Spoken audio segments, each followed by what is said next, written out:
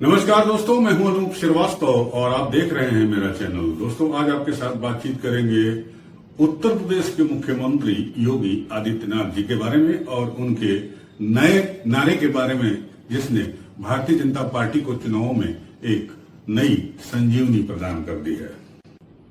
आपको याद होगा, बिहार में अररिया के बीजेपी सांसद प्रदीप कुमार सिंह का वो विवादित बयान भी, जिसमें उन्होंने कहा कि अररिया में रहना है तो हिंदू बनकर रहना है। यानी बटेंगे तो कटेंगे, ये नारा मूल मंत्र बन गया बीजेपी के लिए। और इस पे फाइनल मुहर तब लग गई जब मथुरा में आरएसएस यानी राष्ट्रीय स्वयं सेवक संघ के सह कार्यवाह दत्तात्रेय होसबले ने भी इस बयान पर, इस नारे पर अपनी मुहर लगा दी और कहा कि हिंदुओं को एक रहने की बात करनी चाहिए। जात पात, अगड़ा पिछड़ा सब कुछ भूलकर हिंदुओं को एकता के लिए कोशिश करनी चाहिए और एक रहना चाहिए। क्या आरएसएस के इस बयान के बाद योगी आदित्यनाथ का कद बीजेपी में और बढ़ गया है और वो 2027 के लोकसभा चुनाव जब होंगे तो वो बीजेपी के शीर्ष नेतृत्व के सबसे बड़े दावेदार में से एक होंगे? ये सवाल कल के बाद से राजनीतिक फिजाओं में गूंजने लगा है। बहरहाल, ये इसके बारे में अभी बात करना थोड़ी जल्दबाजी होगी, लेकिन इतना तय है कि योगी आदित्यनाथ के इस नारे ने बीजेपी को एक नया चुनावी मंत्र दे दिया है। बीजेपी इसका फायदा हरियाणा के बाद अब मध्य प्रदेश, झारखंड, उत्तर प्रदेश के उपचुनाव और लोकसभा के जो 2 सीटों पर उपचुनाव हो रहे हैं उनमें उठाने की पूरी कोशिश करेगी। बीजेपी को लगता है कि उसका ये नारा, यानी योगी आदित्यनाथ का दिया हुआ ये चुनावी मंत्र, बटेंगे तो कटेंगे, इंडिया गठबंधन, खासकर कांग्रेस या उनके नेता राहुल गांधी के जो आरक्षण और संविधान का नैरेटिव उन्होंने पिछले लोकसभा चुनाव में चलाया था, उसकी सबसे बड़ी काट है। क्योंकि इसी नारे की बदौलत बीजेपी, जिसके बारे में हर लोग कह रहे थे कि वो हरियाणा का चुनाव हार रही है, लेकिन आखिरकार जब नतीजे आए तो उस नतीजों ने न सिर्फ बीजेपी को बल्कि बीजेपी के शीर्ष नेतृत्व को भी हैरत में डाल दिया। किसी भी चैनल के आकलन में बीजेपी को जीतता हुआ नहीं दिखाया गया था। अब बीजेपी इस चुनावी मंत्र को लेकर बेहद उत्साहित है और जाहिर सी बात है, इस मंत्र को जिसने दिया वो, उसका कद भी अब पार्टी में निश्चित रूप से बढ़ गया है। हम बात करेंगे कि योगी आदित्यनाथ को इस चुनावी मंत्र का कितना फायदा मिला और बीजेपी इसका कितना लाभ उठा सकती है। और याद रखना, अयोध्या धाम भी आज जगमगा रहा है। 5 सदी का इंतजार अयोध्या का समाप्त हुआ है।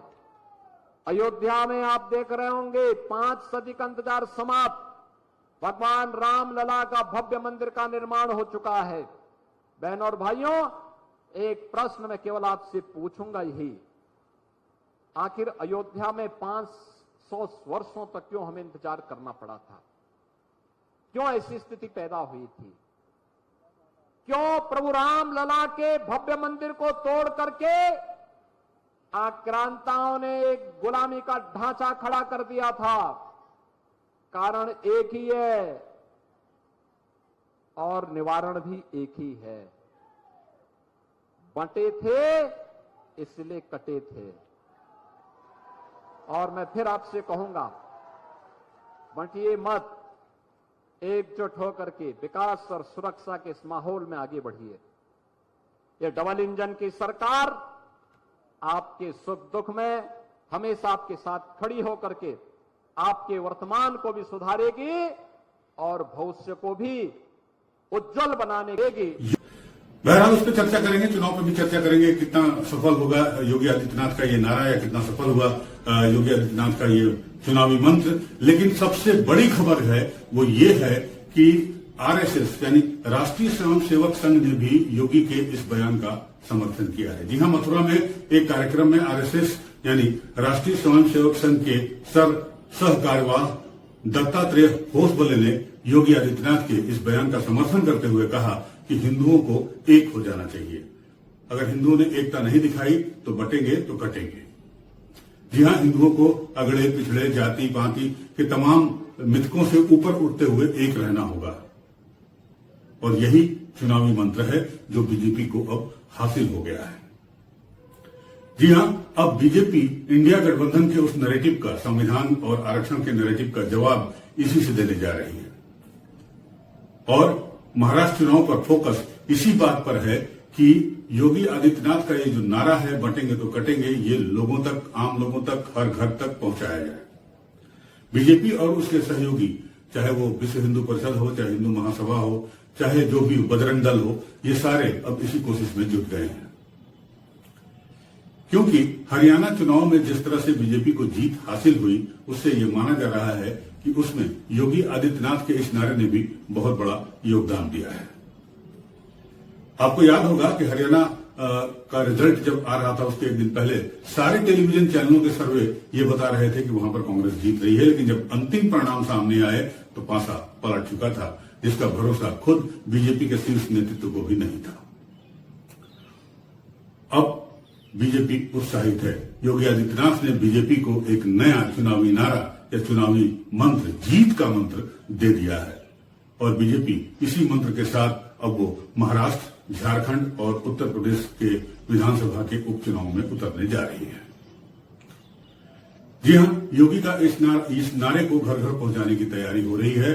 साथ ही साथ इस बात का भी बीजेपी नैरेटिव फैला रही है, या बीजेपी को इस बात का एहसास हो गया है कि लोगों को इस बात का एहसास हो रहा है, सनातन धर्म के मानने वालों को इस बात का एहसास हो रहा है कि जो लोकसभा चुनाव में नैरेटिव गढ़ा था इंडिया गठबंधन या विपक्षी दलों ने, और जिन्होंने संविधान और आरक्षण की दुहाई दी थी और उसके आधार पर बीजेपी को नुकसान पहुंचा था, वो उनकी एक भूल थी और अब इस भूल को सुधार करना है। क्योंकि चुनावों में जीत के बाद से जिस तरह से इंडिया गठबंधन के नेताओं ने बयान दिए, खासकर सनातन के खिलाफ बयान दिए और अल्पसंख्यकों के पक्ष में जिस तरह से खुलकर खड़ा हुए, उससे हिंदुओं को इस बात का एहसास होने लगा है कि हमसे कहीं न कहीं कोई गलती हो गई है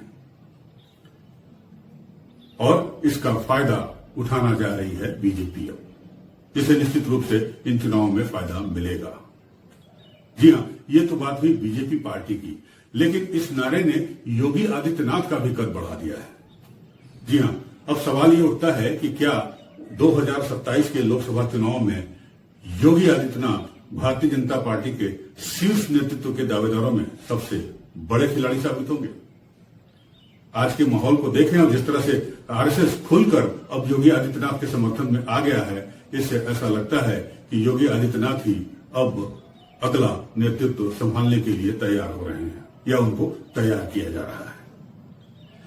कुछ एक एग्जाम्पल भी हैं इस बारे में, जैसे कि बांग्लादेश का जब अनरेस्ट हुआ उस वक्त जो है बाकी भारतीय जनता पार्टी के किसी मुख्यमंत्री का बयान आपने नहीं सुना होगा, लेकिन योगी आदित्यनाथ ने खुलकर कहा कि बांग्लादेश में हिंदुओं के साथ अत्याचार हो रहा है। उत्तर प्रदेश में योगी आदित्यनाथ के फायर ब्रांड नेता, हिंदू नेता की छवि जो बनी थी, अब वो अंतर्राष्ट्रीय स्तर तक पहुंचने लगी है। इससे माना यह जा रहा है कि अब योगी आदित्यनाथ को दिल्ली की राजनीति के लिए तैयार किया जा रहा है, खासकर जब आरएसएस जैसी संगठन, जो पितृत्व संगठन माना जाता है भारतीय जनता पार्टी का, अगर वो योगी आदित्यनाथ के बयान पर मुहर लगा रही है, इसका मतलब कि वो योगी को आगे बढ़ा रही है। तो योगी पर हम चर्चा जारी रखेंगे। आप भी इस पर विचार करिएगा कि योगी का ये नारा कितनी सफलता दिलाएगा भारतीय जनता पार्टी को महाराष्ट्र और झारखंड के चुनावों में, और क्या इंडिया गठबंधन के पास इस नैरेटिव की काट है?